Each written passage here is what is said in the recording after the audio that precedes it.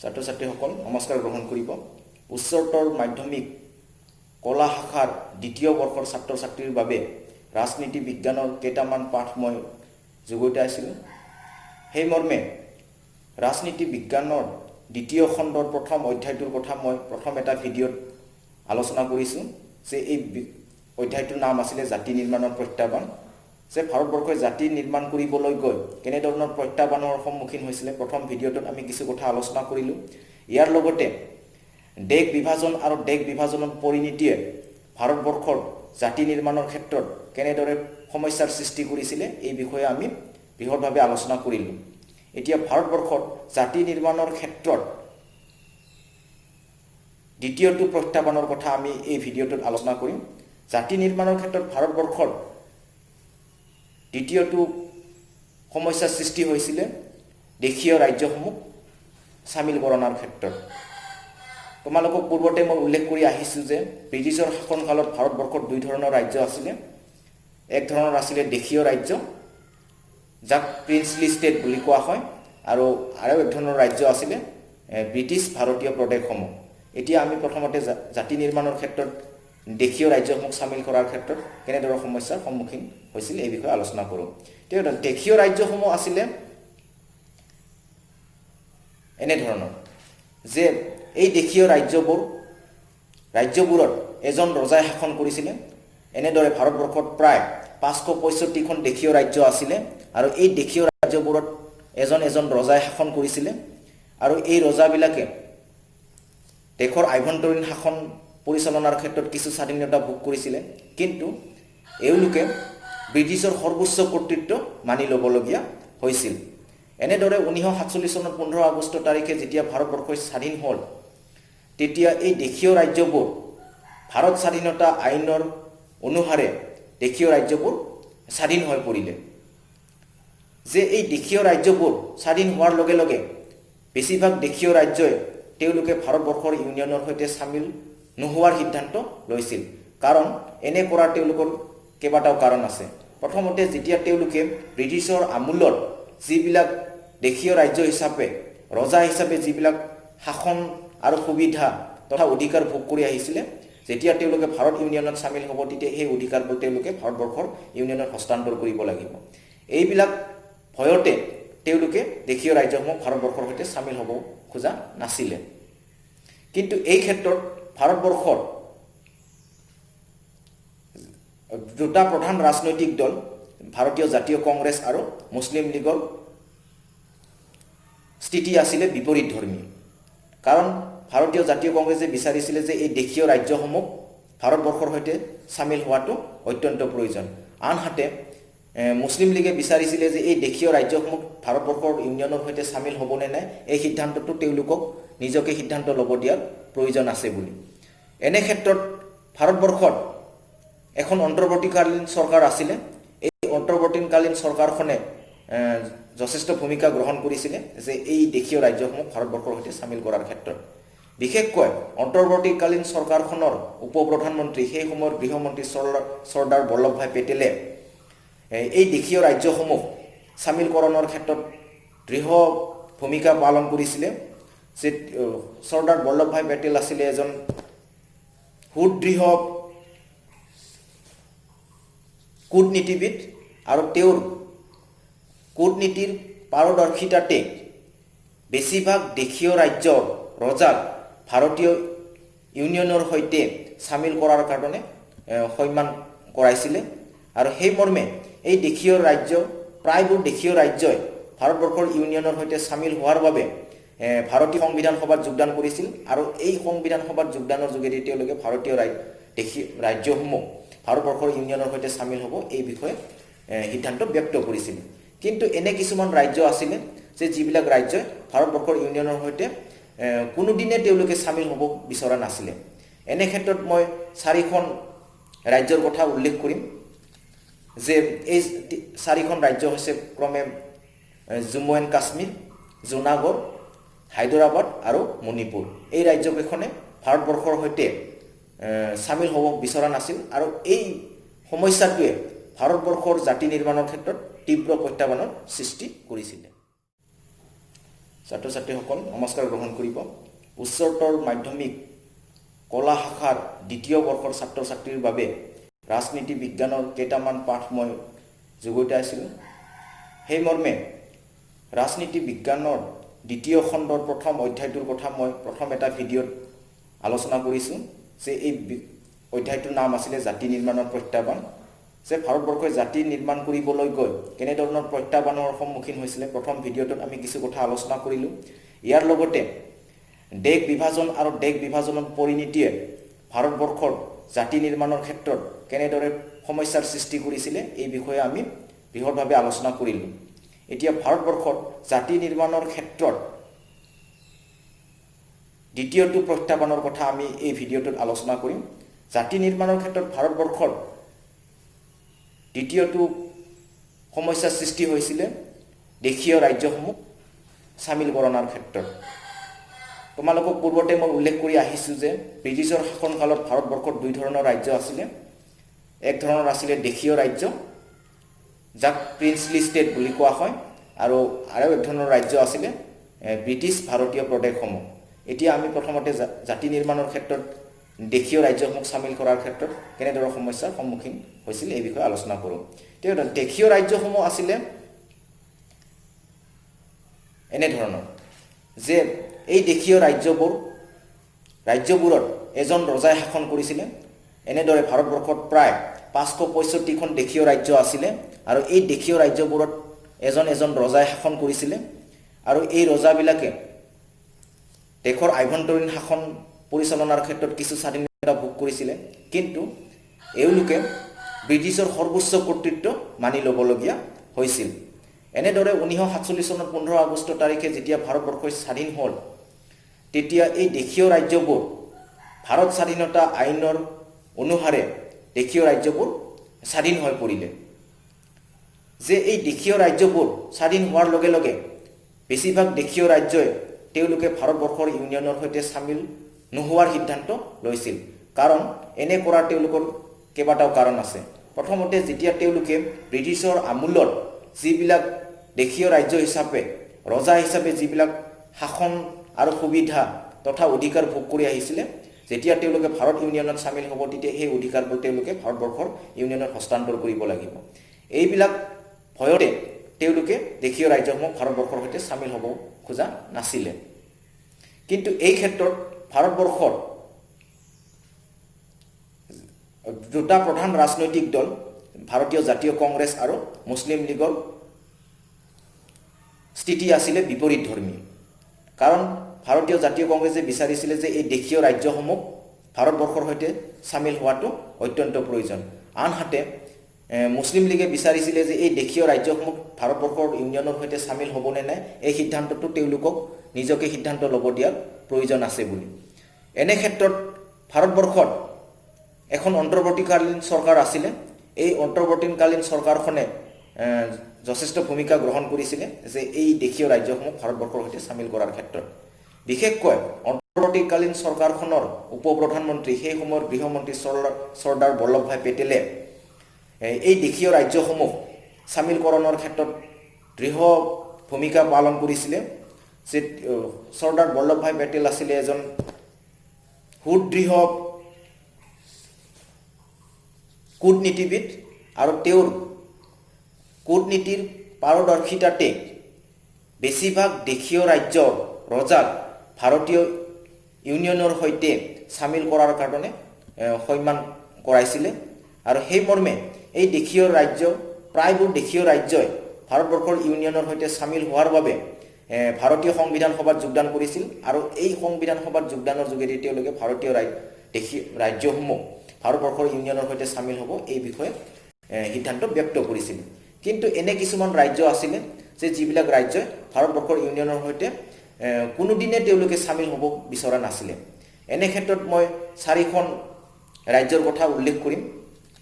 যে এই 4খন ৰাজ্য হৈছে ক্ৰমে জম্মু এণ্ড কাশ্মীৰ, জুনাগড়, হায়দৰাবাদ আৰু মণিপুৰ। এই ৰাজ্যকেইখনে ভাৰতবৰ্ষৰ সৈতে চামিল হ'ব বিচৰা নাছিল, আৰু এই সমস্যাটোৱে ভাৰতবৰ্ষৰ জাতি নিৰ্মাণৰ ক্ষেত্ৰত তীব্ৰ প্ৰত্যাহ্বানৰ সৃষ্টি কৰিছিলে। ছাত্ৰ ছাত্ৰীসকল, এই মেপখনত মই তোমালোকক দেশীয় ৰাজ্যসমূহ দেখুৱাই দি আছোঁ। অৰ্থাৎ এই যিটো স্কাই ব্লু কালাৰৰ যিবিলাক দাগ আছে, অৰ্থাৎ এইবিলাক আছিলে দেশীয় ৰাজ্যবোৰ। মই তোমালোকক কৈছোঁৱে যে ভাৰতবৰ্ষত প্ৰায় সৰু বৰ 565খন দেশীয় ৰাজ্য আছিলে, যে ভাৰতবৰ্ষই স্বাধীনতা লাভ কৰাৰ পিছত এই দেশীয় ৰাজ্যবোৰ সম্পূৰ্ণ স্বাধীন হৈ পৰা বুলি নিজকে দাবী কৰিছিলে। ছাত্ৰ ছাত্ৰীসকল, ভাৰত ইউনিয়নত চামিল হ'ব নিবিচৰা 4খন ৰাজশাসিত ৰাজ্যক্ৰমে মই তোমালোকক এই মেপখনত মই দেখুৱাই দি আছোঁ, ভালকৈ চাবা। এয়া আছিলে জম্মু এণ্ড কাশ্মীৰ, এই অংশটোক জম্মু এণ্ড কাশ্মীৰ বুলি কোৱা হয়। দ্বিতীয়তে এই অংশত জুনাগড় আছিলে, জুনাগড় নামৰ ৰাজশাসিত ৰাজ্যখন আছিলে। তৃতীয়তে আছিল এই অংশত হায়দৰাবাদ। চতুৰ্থতে আছিলে এই অংশত মণিপুৰ, ইয়াতে মণিপুৰ লিখা আছে। এতিয়া কথা হ'ল যে এই ৰাজশাসিত ৰাজ্য 4খনে ভাৰত ইউনিয়নত চামিল হ'ব বিচৰা নাছিলে। এতিয়া তোমালোকে কল্পনা কৰা যে ভাৰতবৰ্ষৰ চাৰিসীমাৰ ভিতৰত এনেদৰে যেতিয়া 4খন স্বাধীন ৰাষ্ট্ৰ ভাৰতবৰ্ষৰ চাৰিসীমাৰ ভিতৰত থাকিব, তেতিয়া ভাৰতবৰ্ষৰ যিটো ৰাজনৈতিক ব্যৱস্থা কেনেধৰণৰ বাতাৱৰণ হ'ব। লগতে এই ৰাজশাসিত ৰাজ্যকেইখন যেতিয়া ভাৰতবৰ্ষৰ ৰাষ্ট্ৰৰ মাজৰ ভিতৰত থাকিব, ইয়ে ভাৰতবৰ্ষক পৰৱৰ্তী সময়ত ভৌগোলিক অখণ্ডতা ৰক্ষাৰ ক্ষেত্ৰত যথেষ্ট বেমেজালিৰ সৃষ্টি কৰিব। লগতে বাকী যিবিলাক ৰাজশাসিত ৰাজ্য আছে, এই ৰাজ্যবিলাকো পৰৱৰ্তী সময়ত তেওঁলোকে স্বাধীন হৈ থকাৰ বিভিন্ন দাবী উত্থাপন কৰিব, আৰু ইয়ে ভাৰতৰ অখণ্ডতাৰ ক্ষেত্ৰত যথেষ্ট ভাবুকি আনি দিব।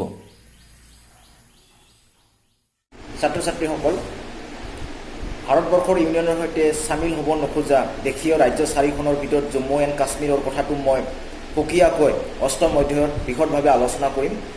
এতিয়া আমি দ্বিতীয়খন ৰাজ্যৰ কথাটো আলোচনা কৰোঁ। দ্বিতীয়খন ৰাজ্য আছিলে জুনাগড় অঞ্চলটো।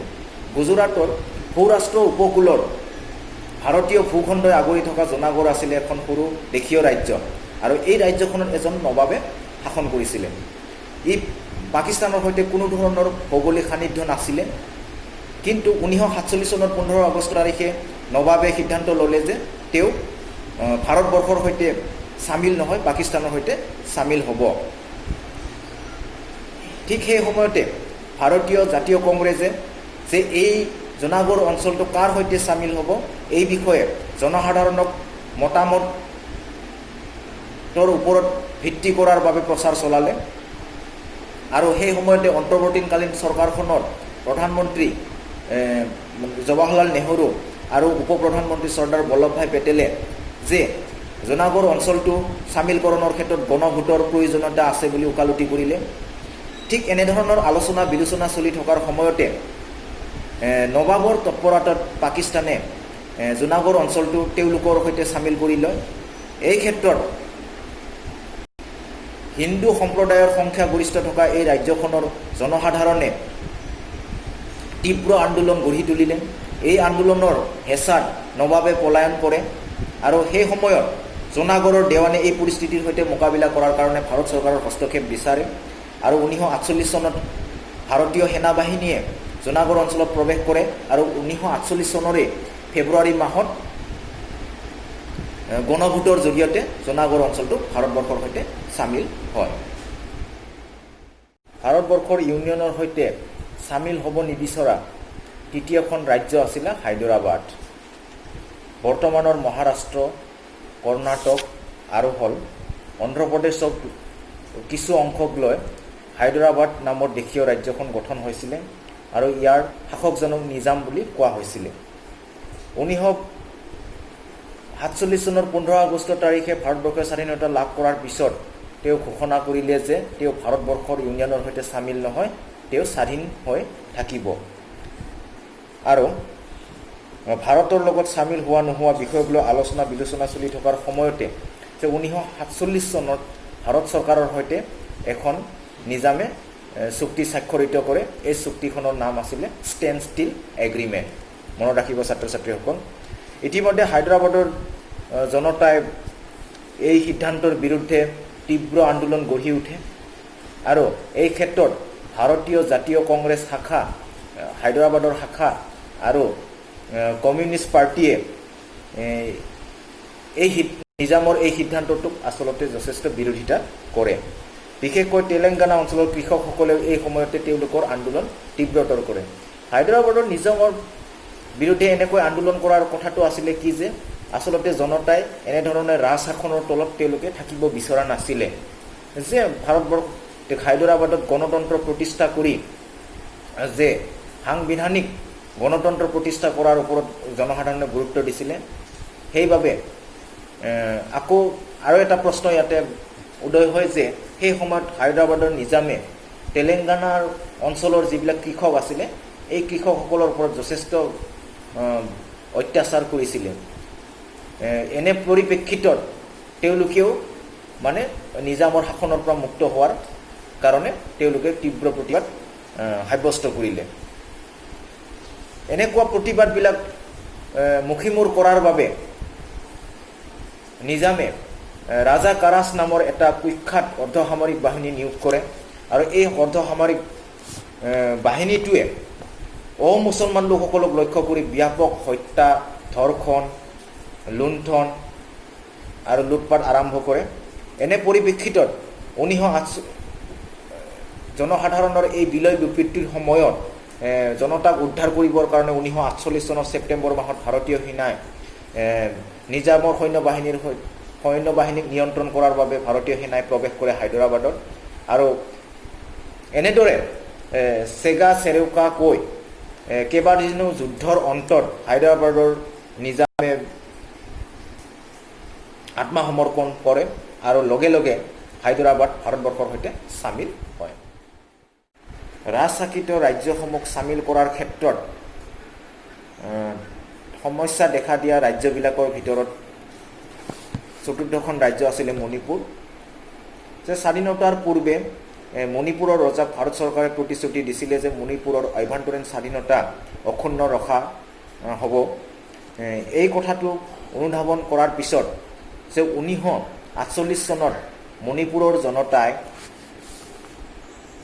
ৰজাৰ বিৰুদ্ধে তীব্ৰ আন্দোলন গঢ়ি তোলে যে জনতাৰ এটা দাবী আছিলে যে মণিপুৰত নিৰ্বাচন অনুষ্ঠিত কৰিব লাগে জনসাধাৰণৰ হেও মানি 1948 চনৰ জুন মাহত ৰাজ্যখনৰ নিৰ্বাচিত অনুষ্ঠিত কৰে ইয়াৰ লগে লগে মণিপুৰত সাংবিধানিক ৰাজতন্ত্ৰৰ প্ৰচলন হয় আৰু মণিপুৰ সাৰ্বজনীন প্ৰাপ্তবয়স্ক ভোটাধিকাৰৰ ভিত্তিত চৰকাৰ গঠন কৰা প্ৰথম আৰু নিৰ্বাচন অনুষ্ঠিত কৰা ভাৰতবৰ্ষৰ স্বাধীন ভাৰতৰ প্ৰথমখন ৰাজ্য হিচাপে গণ্য হয় অৰ্থাৎ যে স্বাধীন ভাৰতত প্ৰথমবাৰৰ বাবে নিৰ্বাচন অনুষ্ঠিত কৰা ৰাজ্যখন হ'ল মণিপুৰ নৱনিৰ্বাচিত মণিপুৰৰ বিধানসভাত ভাৰতৰ লগত চামিল হোৱা নোহোৱাক লৈ মণিপুৰৰ বিধানসভাত যথেষ্ট বাক বিতৰ্কৰ সৃষ্টি হয় এনে ক্ষেত্ৰত ভাৰতীয় জাতীয় কংগ্ৰেছ মণিপুৰ শাখাই ভাৰতৰ লগত চামিলকৰণৰ সপক্ষে দৃঢ় মত পোষণ কৰিছিলে এনে পৰিস্থিতিৰ মাজতে ভাৰত চৰকাৰে মণিপুৰৰ মহাৰজাক ভাৰতৰ লগত চামিল হ'বৰ কাৰণে সন্মান কৰিছিল আৰু এনেদৰে 1949 চনৰ ছেপ্টেম্বৰ মাহত মণিপুৰৰ ৰজা বুধচন্দ্ৰই ভাৰত চৰকাৰৰ লগত চামিলকৰণৰ চুক্তিত অৰ্থাৎ ইনষ্ট্ৰুমেণ্ট অফ এক্সেছনত স্বাক্ষৰিত কৰে কিন্তু ইয়াতে এটা ঘটনা দেখা দিলে ঘটনাটো আছিলে এনেধৰণৰ যে মণিপুৰত অলৰেডি এখন নিৰ্বাচিত চৰকাৰ গঠন কৰা হৈছিলে এই নিৰ্বাচিত জনসাধাৰণৰ দ্বাৰা নিৰ্বাচিত প্ৰতিনিধিসকলৰ কোনো ধৰণৰ মতামত নোলোৱাকৈ মণিপুৰৰ ৰজা বুধচন্দ্ৰই যেতিয়া ভাৰত চৰকাৰৰ সৈতে ইনষ্ট্ৰুমেণ্ট অফ এক্সেছন অৰ্থাৎ চামিলকৰণ চুক্তিত স্বাক্ষৰ কৰিলে তেতিয়া নৱনিৰ্বাচিত চৰকাৰখনে তীব্ৰ প্ৰতিবাদ কৰিলে এনে তীব্ৰ বাক বিতণ্ডাৰ মূৰত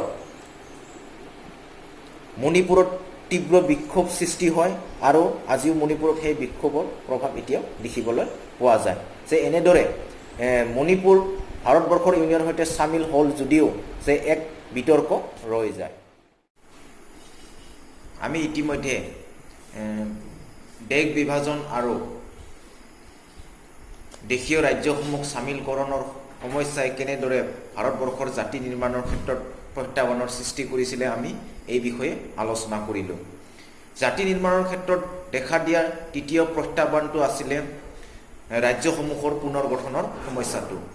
অৰ্থাৎ ভাৰতবৰ্ষত ব্ৰিটিছসকলে যি ৰাজ্য গঠন কৰিছিলে এই ৰাজ্যবোৰ তেওঁলোকৰ কেৱল শাসন সুবিধাৰ অৰ্থেহে আৰু তেওঁলোকৰ স্বাৰ্থ পূৰণৰ অৰ্থেহে এই ৰাজ্যবোৰ কৃত্ৰিম ৰাজ্য সৃষ্টি কৰিছিলে। এনে ক্ষেত্ৰত ভাৰতবৰ্ষত প্ৰশাসনিক সা সুবিধা হোৱাকৈ ভাৰতবৰ্ষত নতুনকৈ ৰাজ্যসমূহৰ পুনৰ গঠনৰ প্ৰয়োজনীয়তা আহি পৰিছিলে। ইতিমধ্যে ভাৰতীয় জাতীয় কংগ্ৰেছে নাগপুৰ অধিৱেশনত 1920 চনত তেওঁলোকে এটা সিদ্ধান্ত লৈছিলে যে ভাৰতবৰ্ষই স্বাধীন হোৱাৰ পিছত তেওঁলোকে ভাৰতবৰ্ষৰ ৰাজ্যসমূহ ভাষাৰ ভিত্তিত গঠন কৰা হ'ব। সেই মৰ্মে 1921 চনত জাতীয় কংগ্ৰেছৰ সংবিধান সংশোধন কৰা হয় আৰু প্ৰাদেশিক গোটসমূহৰ ভাষা ভিত্তিত পৰিচয়ৰ আধাৰত পুনৰ গঠনৰ কৰা হয়। ভাৰতবৰ্ষত ভাষাৰ ভিত্তিত ৰাজ্য গঠনৰ প্ৰয়োজনীয়তা প্ৰধানকৈ কেইটামান কাৰণৰ প্ৰয়োজন আহি পৰিছিলে। যে প্ৰথমটো আছিলে যে ভাৰতবৰ্ষই যেতিয়া স্বাধীনতা আন্দোলনত ব্ৰতী হৈ আছিলে সেই সময়তে দেশৰ বিভিন্ন প্ৰান্তত প্ৰাদেশিক চেতনাও বৃদ্ধি পাইছিলে আৰু দেশত স্বাধীনতাৰ পিছত শিক্ষাৰ ব্যাপক আৰু দ্ৰুত শিক্ষা বিস্তাৰৰ বাবে মাতৃভাষাই উত্তম মাধ্যম হ'ব বুলি বহুতে অনুভৱ কৰিছিলে। ইয়াৰ ভিত্তিতে ভাৰতবৰ্ষত ৰাজ্য গঠনৰ ক্ষেত্ৰত ভাষাৰ প্ৰশ্নটোৱে গুৰুত্ব পাইছিলে। ঠিক তেনেদৰে ভাৰতবৰ্ষত যিহেতু গণতন্ত্ৰ প্ৰতিষ্ঠা কৰা হ'ল, এই গণতন্ত্ৰৰ প্ৰমূল্যসমূহ যাতে জনসাধাৰণ তথা সৰ্বসাধাৰণ লোকে অনুভৱ কৰিব পাৰে, তেওঁলোকে গণতান্ত্ৰিক প্ৰমূল্যসমূহ অনুভৱ কৰি যাতে দেশৰ গণতান্ত্ৰিক ভেটিটো শক্তিশালী কৰিব পাৰে তাৰ বাবে মাতৃভাষা প্ৰয়োজন হৈছিলে। এতিয়া তোমালোকক মই এটা উদাহৰণ দিবলৈ বিচাৰিছোঁ যে ধৰক তুমি অসমত বাস কৰা, তুমি অসমীয়া ভাষা কোৱা। এনে ক্ষেত্ৰত তুমি যেতিয়া অসমত কোনোবা এটা অফিচত তুমি কাম কৰিবলৈ গৈ বেলেগ এটা ভাষাত তুমি কাম কৰিবলগীয়া হয়, তেতিয়া তোমাক যথেষ্ট সমস্যাই দেখা দিব। যে আমাৰ এনেধৰণৰ অসুবিধাবিলাক দূৰ কৰাৰ কাৰণে যাতে আমি মাতৃভাষাত সহজভাৱে সকলোবিলাক কাম কাজ কৰি যাব পাৰোঁ, ইয়াৰ বাবে ৰাজ্যসমূহক ভাষাৰ ভিত্তিত পুনৰ গঠন কৰাৰ প্ৰয়োজনীয়তা আহি পৰিছিলে। স্বাধীনতাৰ পিছত দেশৰ পৰিস্থিতি দ্ৰুত পৰিৱৰ্তন হ'বলৈ ধৰে আৰু ইয়াৰ লগে লগে ভাৰতবৰ্ষৰ বিভিন্ন অঞ্চলত ভাষাৰ ভিত্তিত ৰাজ্য গঠনৰ বাবে দাবী উত্থাপন কৰি আন্দোলন আৰম্ভ কৰে। এনে ক্ষেত্ৰত ভাৰতবৰ্ষই যিহেতু বিভিন্ন সমস্যাৰ লগত জৰ্জৰিত হৈ আছিলে আৰু চৰকাৰখনে এই সমস্যাসমূহ তথা দেশৰ অখণ্ডতা ৰক্ষাৰ ক্ষেত্ৰত ব্যস্ত আছিলে, এনে সময়ত ভাষাৰ ভিত্তিত ৰাজ্য গঠনৰ কথাটো তেওঁলোকে কিছুদিন স্থগিত ৰাখিছিল। ইতিমধ্যে ভাৰতবৰ্ষৰ সংবিধান সভাতো ভাষাৰ ভিত্তিত ৰাজ্য গঠনৰ প্ৰশ্নটো উত্থাপিত হয় আৰু সংবিধান সভাই 1948 চনত ন্যায়াধীশ SK দেৱৰ নেতৃত্বত ভাষিক প্ৰদেশ আয়োগ গঠন কৰে। এই আয়োগৰ প্ৰধান কাম আছিলে যে ভাষাৰ ভিত্তিত ৰাজ্য গঠনৰ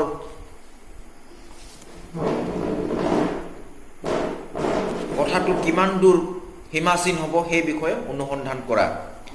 জাতীয় ঐক্য তথা জাতীয় নিৰাপত্তা বিঘ্নিত হোৱাৰ আশংকাত এই আয়োগে ভাষাৰ ভিত্তিত ৰাজ্য গঠনৰ বিৰুদ্ধে তেওঁলোকে পৰামৰ্শ আগবঢ়ায়। এই পৰামৰ্শৰ আধাৰতে ভাৰতীয় সংবিধান সভাই কোনো ধৰণৰ ভাষিক নীতি গ্ৰহণ কৰা নাছিলে। জাতীয় নেতৃত্বৰ এই সিদ্ধান্তই ভাৰতবৰ্ষৰ বিভিন্ন প্ৰান্তত তীব্ৰ প্ৰতিক্ৰিয়াৰ সৃষ্টি কৰিলে। এনে পৰিস্থিতিত কংগ্ৰেছ দলে জৱাহৰলাল নেহৰু আৰু চৰ্দাৰ বল্লভভাই পেটেলকে প্ৰমুখ্য কৰি কেইজনমান সদস্যক লৈ এই ভাষাৰ ভিত্তিত ৰাজ্য গঠনৰ প্ৰশ্নটো পুনৰ বিবেচনা কৰিবলৈ লয় আৰু ইয়াৰ কাৰণে এখন কমিটি গঠন কৰা হয় 1948 চনৰ ডিচেম্বৰ মাহত। এই কমিটিও দেশৰ ঐক্য সংহতি, জাতীয় নিৰাপত্তা আৰু অৰ্থনৈতিক বিকাশৰ অগ্ৰাধিকাৰ দিয়াৰ স্বাৰ্থতে সদ্যহতে ভাষাৰ ভিত্তিত ৰাজ্য গঠনৰ পৰামৰ্শটো ইয়াৰ বিৰুদ্ধে পৰামৰ্শ আগবঢ়ায়। এনে সময়তে সেই সময়ৰ মাদ্ৰাছ প্ৰদেশখন গঠন হৈছিলে বৰ্তমানৰ তামিলনাডু, অন্ধ্ৰপ্ৰদেশ, কেৰেলা আৰু কৰ্ণাটকৰ কিছু অংশক সাঙুৰি। মাদ্ৰাছ প্ৰদেশৰ এটা অংশ অৰ্থাৎ এই তেলেগু ভাষীসকলে এখন পৃথক অন্ধ্ৰপ্ৰদেশ গঠনৰ বাবে তীব্ৰ আন্দোলন গঢ়ি উঠে। এই আন্দোলনক বিশাল অন্ধ্ৰ আন্দোলন হিচাপে ভাৰতবৰ্ষৰ ৰাজনীতিৰ ইতিহাসত জনা যায়। পৃথক অন্ধ্ৰপ্ৰদেশ গঠনৰ দাবীত স্বাধীনতা আন্দোলনৰ এগৰাকী বিখ্যাত নেতা তথা গান্ধীবাদী নেতা পট্টি শ্ৰী ৰামালুৱে 1952 চনৰ 19 অক্টোবৰ তাৰিখে আমৰণ অনশন আৰম্ভ কৰে। সুদীৰ্ঘ 58 দিন আমৰণ অনশন কৰি তেওঁ শেষত মৃত্যুবৰণ কৰে আৰু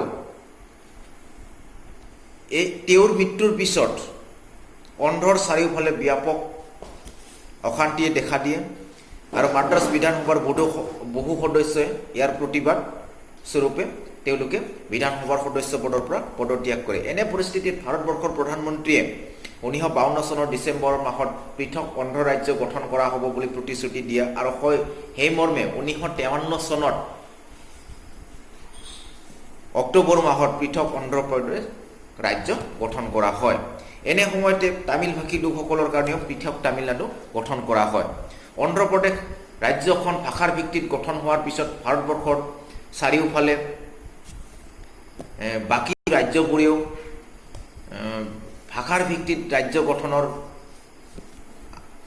বাবে তীব্ৰ আন্দোলন গঢ়ি উঠে আৰু এই আন্দোলনৰ হেঁচাত প্ৰধানমন্ত্ৰী জৱাহৰলাল নেহৰুৱে 1953 চনত ৰাজ্য পুনৰ গঠন আয়োগ গঠন কৰে আৰু এই ৰাজ্য পুনৰ গঠন আয়োগৰ মুখ্য কাম আছিলে যে ভাৰতবৰ্ষৰ অন্য ৰাজ্যসমূহৰ পুনৰ গঠনৰ ক্ষেত্ৰত কেনেধৰণৰ ব্যৱস্থা লোৱা হ'ব আৰু এই আয়োগৰ সদস্যসকল আছিলে ফজল আলী, MK পানিটকাৰ এণ্ড হৃদয়নাথ কঞ্জুৰু।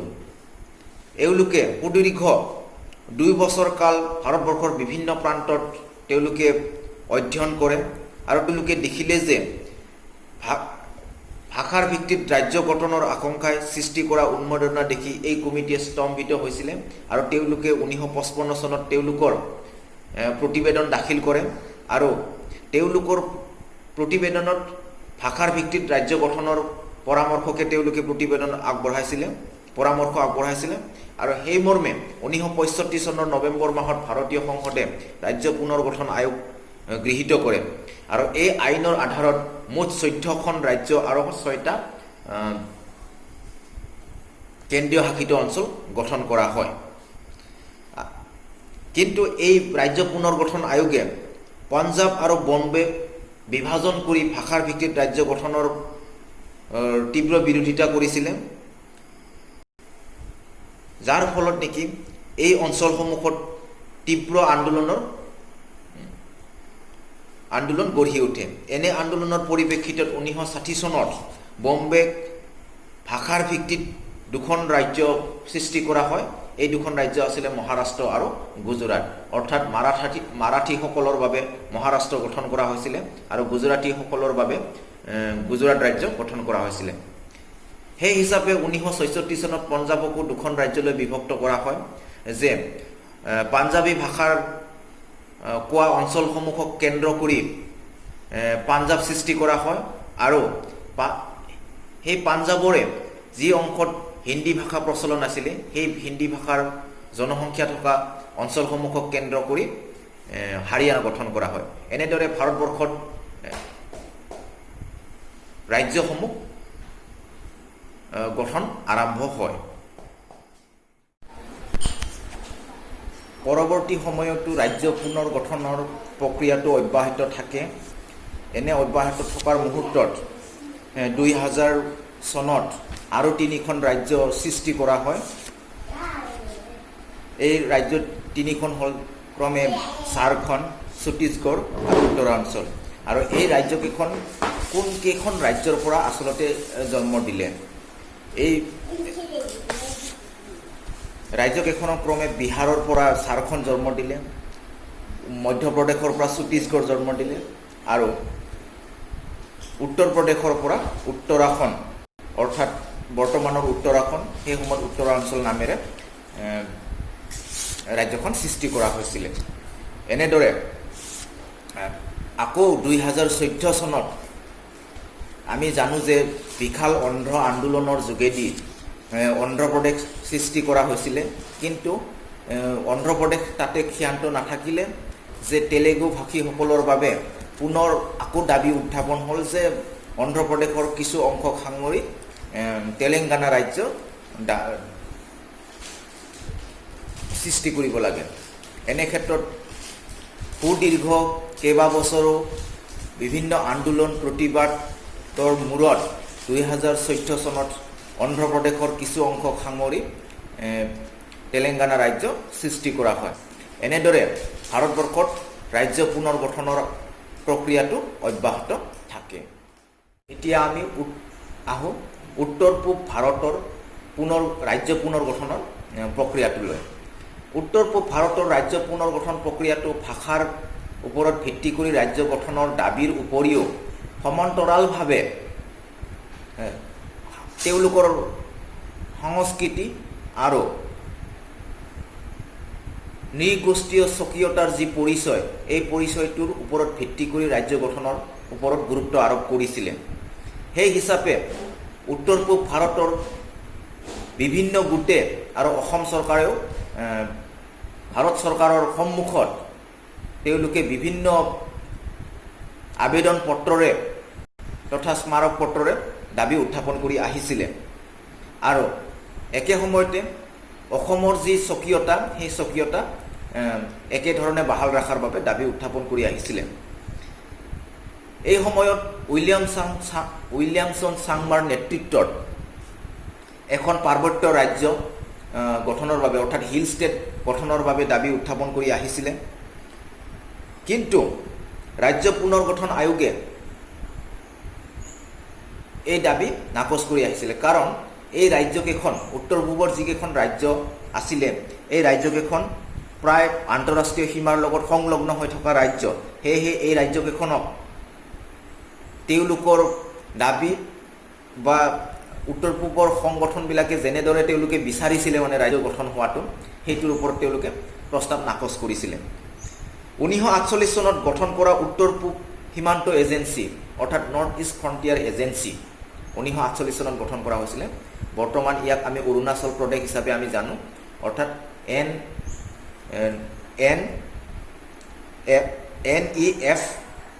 নেফা, যাক নেফা বুলি কোৱা হয়, নৰ্থ ইষ্ট ফ্ৰণ্টিয়াৰ এজেঞ্চি।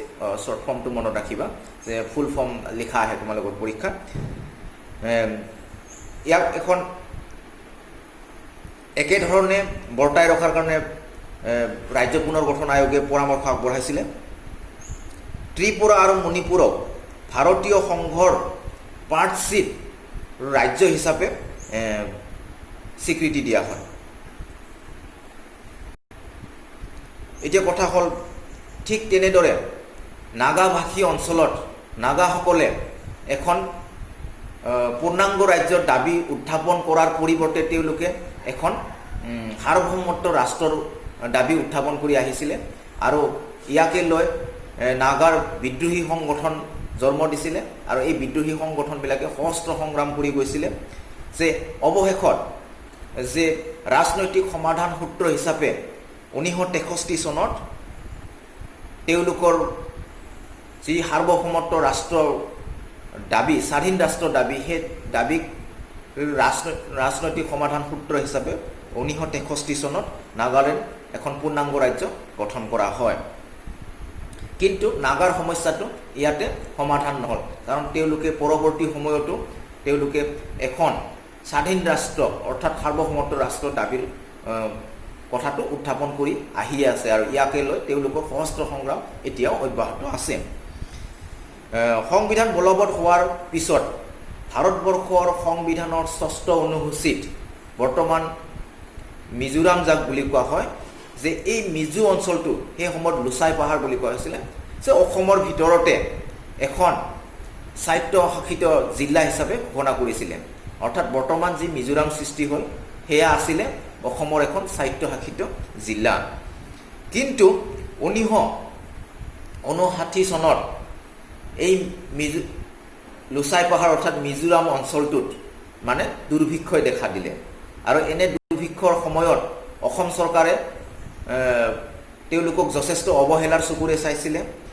আৰু যেতিয়া 1960 চনত যেতিয়া অসম চৰকাৰে অসমীয়া ভাষাক ৰাজ্যিক ভাষা হিচাপে স্বীকৃতি দিলে, তেতিয়া মিজোৰাম এখন পূৰ্ণাংগ ৰাজ্য গঠনৰ দাবী আন্দোলন আৰম্ভ কৰে, আৰু এই আন্দোলনটোৰ গঢ় ধৰিছিলে MNF অৰ্থাৎ মিজোৰাম নেশ্যনেল ফ্ৰণ্ট। এইটো শ্বৰ্ট ফৰ্মটো মনত ৰাখিবা, কেতিয়াবা মানে ফুল ফৰ্মটো লিখা আহে পৰীক্ষাত, সেইটো কাৰণে মিজো নেশ্যনেল ফ্ৰণ্ট। তেওঁলোকে নিৰ্বাচনী ৰাজনীতিত অংশগ্ৰহণ কৰাৰ উদ্দেশ্যে এই সংগঠনটো গঠন কৰা হৈছিলে। কিন্তু মিজো নেশ্যনেল ফ্ৰণ্টে 1964 চনত ভাৰতবৰ্ষৰ পৰা পৃথক হৈ নাগালেণ্ডৰ দৰে এখন স্বাধীন ৰাষ্ট্ৰ গঠনৰ দাবীত সশস্ত্ৰ বিদ্ৰোহ আৰম্ভ কৰে, আৰু ইয়াৰ নেতৃত্ব দিছিল লাল ডেংগা নামৰ এজন ব্যক্তিয়ে। যে 1972 চনত উত্তৰ পূব ভাৰতত পুনৰ গঠনৰ অংশ হিচাপে মিজোৰামক কেন্দ্ৰীয় শাসিত অঞ্চল হিচাপে মৰ্যাদা প্ৰদান কৰা হয়। অৰ্থাৎ এইটো আছিলে ৰাজনৈতিক সমাধান হিচাপে, যিহেতু মিজোৰাম অঞ্চলত সশস্ত্ৰ সংগ্ৰাম অৰ্থাৎ সশস্ত্ৰ বিদ্ৰোহ গঢ়ি উঠিছিলে, আৰু এই বিদ্ৰোহক মুখীমূৰ কৰাৰ কাৰণে, বিদ্ৰোহক শীতল কৰাৰ বাবে কি কৰা হৈছিলে, যে তেওঁলোকক সন্তুষ্টিৰ বাবে এখন কেন্দ্ৰীয় শাসিত অঞ্চল হিচাপে মিজোৰাম অঞ্চলটোক ঘোষণা কৰে। কিন্তু মিজোৰামৰ এই মিজো নেশ্যনেল ফ্ৰণ্ট অৰ্থাৎ লাল ডেংগা যি নেতৃত্ব দিছিলে, তেওঁলোকে এই যি ইউনিয়ন টেৰিটৰী অৰ্থাৎ কেন্দ্ৰীয় শাসিত অঞ্চল ঘোষণা কৰে, ইয়াতে তেওঁলোকে সন্তুষ্টি নহ'ল, আৰু পৰৱৰ্তী সময়ত তেওঁলোকে যে পৃথক ৰাজ্যৰ দাবীত অৰ্থাৎ পৃথক ৰাষ্ট্ৰ হিচাপে সাৰ্বভৌম ৰাষ্ট্ৰৰ দাবী তেওঁলোকে যিটো দাবী উত্থাপন কৰিছিল, সেয়া দাবী তেওঁলোকে চলাই গৈ থাকে, আৰু ভাৰত চৰকাৰে তেওঁলোকৰ সন্তুষ্টিৰ বাবে ৰাজনৈতিক সমাধান সূত্ৰ হিচাপে 1987 চনত মিজোৰাম অঞ্চলক অৰ্থাৎ মিজো নেশ্যনেল ফ্ৰণ্টৰ লগত হোৱা চুক্তিৰ আধাৰত মিজোৰামক এখন সুকীয়া ৰাজ্যৰ মৰ্যাদা দিয়া হয়। যে উল্লেখ কৰি অহা হৈছে যে উইলিয়ামছন চাংমাৰ নেতৃত্বত পাৰ্বত্য অঞ্চলৰ নেতাসকলৰ লগত লগ লাগি পাৰ্বত্য জিলা গঠনৰ দাবী উত্থাপন কৰি অহা হৈছিলে। এনে সময়তে অল পাৰ্টি হিলছ কনফাৰেন্স নামৰ এটা সংগঠন গঠন কৰে, আৰু এখন পূৰ্ণাংগ পাৰ্বত্য ৰাজ্যিক দাবী উত্থাপন কৰি আহে। 1969 চনত সাংবিধানিক সংশোধনৰ জৰিয়তে মেঘালয়ক অসমৰ পৰা পৃথক কৰি ৰাজ্যৰ ভিতৰতে এখন ৰাজ্য সৃষ্টি কৰা হয়। অৰ্থাৎ সেই সময়ত মেঘালয় ৰাজ্যখন অসমৰ লগতে সংলগ্ন হৈ আছিলে। কিন্তু 1972 চনত উত্তৰ পূব ভাৰতৰ পুনৰ গঠনৰ অংশ হিচাপে কি কৰা হ'ল, যে গাৰো পাহাৰ, খাচী পাহাৰ আৰু জয়ন্তীয়া অঞ্চলৰ এই জনজাতীয় লোকসকলক লৈ পৃথক মেঘালয় ৰাজ্য দাবী উত্থাপন কৰে। যে 1972 চনত ত্ৰিপুৰা আৰু মণিপুৰকো পূৰ্ণ ৰাজ্যৰ মৰ্যাদা প্ৰদান কৰা হয়। একে সময়তে মিজোৰামৰ লগত বৰ্তমানৰ অৰুণাচল প্ৰদেশকো 1987 চনত কি কৰা হয়, যে মিজোৰামৰ লগতে অৰুণাচলকো পূৰ্ণাংগ ৰাজ্যৰ মৰ্যাদা দিয়া হয়। পৰৱৰ্তী সময়ত অসমৰ পৰা কেইবাটাও গোটে অসমৰ কিছু অংশক সাঙুৰি পৃথক ৰাজ্যৰ দাবী উত্থাপন কৰি আহি থকা দেখা গৈছে। ইয়াৰ ভিতৰত কমতাপুৰ ৰাজ্য গঠনৰ দাবী আৰু হ'ল বড়োলেণ্ড দাবীৰ অৰ্থাৎ বড়োলেণ্ড গঠনৰ বাবে দাবী কৰি অহাৰ ভিত্তিত বিভিন্ন আন্দোলন কৰি আহি থকা তোমালোকে নিশ্চয় মন কৰিছা আৰু তোমালোকে পেপাৰে পত্ৰই পাই থকা। এনে ক্ষেত্ৰত যি ৰাজ্য পুনৰ গঠনৰ ব্যৱস্থাটো ইয়াতে অন্ত পৰা নাই, যে পৰৱৰ্তী সময়ত এনেদৰে চলিয়ে থাকিব, যে তোমালোকে ভাবি নল'বা যে বৰ্তমান ভাৰতৰ যি মানে ৰাজ্য সৃষ্টি কৰা হ'ল, ভাৰতবৰ্ষত যি মুঠ ৰাজ্য আছে 28খন, এই 28খনে থাকিব। নহয়, সময়ৰ সোঁতত এই ৰাজ্যবিলাকৰো কিছু অংশ সামৰি পুনৰ নতুন ৰাজ্য সৃষ্টি কৰা হ'ব। মই 2000 চনৰ কথাখিনি উল্লেখ কৰোঁ অকণমান আকৌ, যে 2000 চনত এই ৰাজ্য গঠনৰ প্ৰক্ৰিয়াটো অব্যাহত ৰাখি বিহাৰ, মধ্যপ্ৰদেশ আৰু উত্তৰ প্ৰদেশত কিছুমান অঞ্চল, তেওঁলোকৰ কিছুমান অঞ্চলক কেন্দ্ৰ কৰি তাতো মানে কি কৰা হয়, যে আন্দোলন আৰম্ভ হয় যে পৃথক ৰাজ্য গঠনৰ দাবীত। এনে আন্দোলনৰ পৰিপ্ৰেক্ষিতত 2000 চনত ভাৰতবৰ্ষত আৰু 3খন ৰাজ্য সৃষ্টি কৰা হয়। এই ৰাজ্যকেইখন আছিলে ক্ৰমে বিহাৰৰ পৰা ঝাৰখণ্ড, মধ্যপ্ৰদেশৰ পৰা ছত্তীশগড় আৰু উত্তৰ প্ৰদেশৰ পৰা উত্তৰাঞ্চল, অৰ্থাৎ বৰ্তমান উত্তৰাখণ্ড হিচাপে যি ৰাজ্য আমি জানো। এইটো হ'ল 2000 চনৰ কথা। আকৌ 2014 চনত, অৰ্থাৎ 2000 চনৰ পৰা 14 বছৰ পিছত তোমালোকে জানাই যে মানে কি বিশাল অন্ধ্ৰ আন্দোলনৰ যোগেদি অন্ধ্ৰপ্ৰদেশ ৰাজ্য সৃষ্টি কৰা হৈছিলে, যে অন্ধ্ৰপ্ৰদেশৰো কিছু অংশক সামৰি তেলেংগানা ৰাজ্যৰ দাবীত এটা আন্দোলন আৰম্ভ হয়।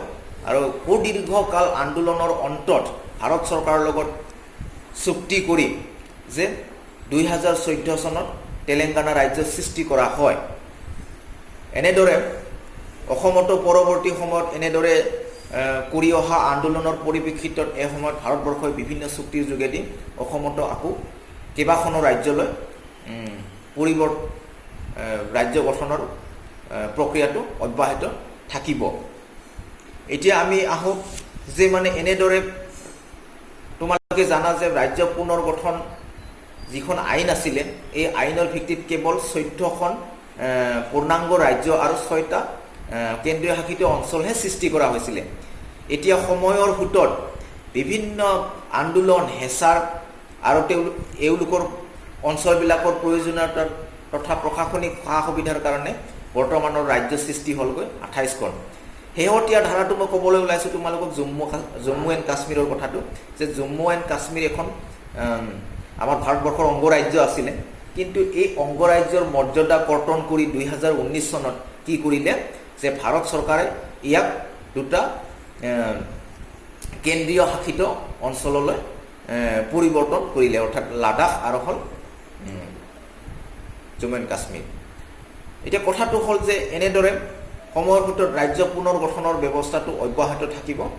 যে আমি এতিয়া ওপৰৰ আলোচনাৰ পৰা এইটোৱে গম পালোঁ যে ভাৰতবৰ্ষত প্ৰধানকৈ জাতি নিৰ্মাণৰ ক্ষেত্ৰত 3টা প্ৰত্যাহ্বান দেখা দিছিলে। প্ৰথমটো আছিলে দেশ বিভাজনৰ যি প্ৰত্যাহ্বান, আৰু এই প্ৰত্যাহ্বানত কেনেদৰে ভাৰতবৰ্ষত জটিল সমস্যাৰ সৃষ্টি কৰিছিলে আমি এই বিষয়ে আলোচনা কৰিলোঁ। ঠিক তেনেদৰে ৰাজশাসিত ৰাজ্যসমূহ ভাৰতবৰ্ষৰ লগত, ভাৰত ইউনিয়নৰ লগত চামিল হ'ব নোখোজি কেনেদৰে তেওঁলোকে ভাৰত চৰকাৰক বিভ্ৰান্তিকৰ সমস্যাৰ সৃষ্টি কৰিছিলে, এই বিষয়ে আমি আলোচনা কৰিলোঁ। আমি 4খন ৰাজ্যৰ কথাও আমি আলোচনা কৰিলোঁ, যিকেইখন ৰাজশাসিত ৰাজ্য ভাৰতবৰ্ষৰ লগত চামিল হ'ব খোজা নাছিলে। আমি 4খনটো আমি উদাহৰণহে দিছিলোঁ, আৰু এনেকুৱা সমস্যা হৈছিলে যিবিলাক আমি পাঠ্যপুথিখনত আলোচনা কৰা হোৱা নাই।